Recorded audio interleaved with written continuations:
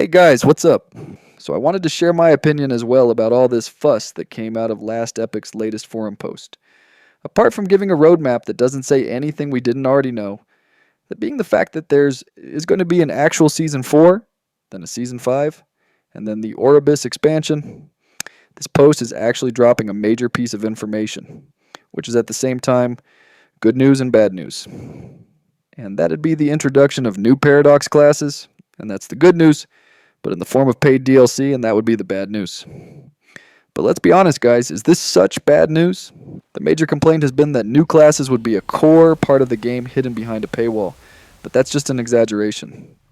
We are still going to see a bunch of new content that you can grind with whatever class you already have access to. People say it's going to be pay to win if the new classes are going to be overpowered. But guys, pay to win what exactly? All the content in the game is viable for any class, even the Uber Pinnacle boss. So, there's literally nothing to win, there's no competition, and the game is very healthy in terms of perception of power in the game, related to a matter of personal status, which is what us little testosteronic boys usually lose our heads over.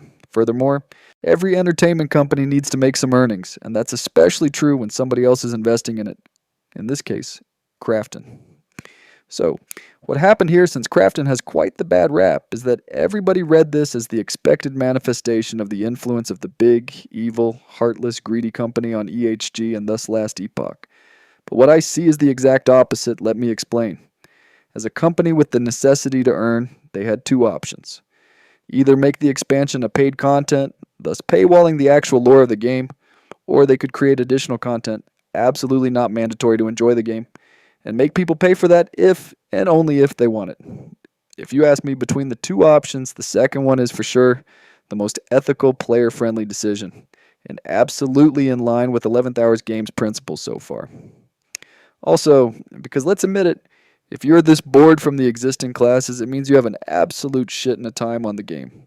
I myself have a lot of hours on the game, and I still have two classes that I rarely played, and still a lot of builds to try on the classes I've explored in depth, and I believe that for the time I've spent on the game, I got way more value than the $27 that the game did cost me. Which, let's say it, it's what you might spend on an average Saturday night for 3 beers. So yeah, if the expansion is free and the paid content is optional, I have nothing else to say other than 11th Hour Games has been quite generous already, and they keep true to their identity, at least for now, despite Krafton's acquisition. They promised an amazing RPG, Dark Patterns free, and they delivered, and they still are. Will it stay this way? Hopefully. It will for as long as the community supports the developers and sees added paid content as an opportunity to contribute rather than an extortion.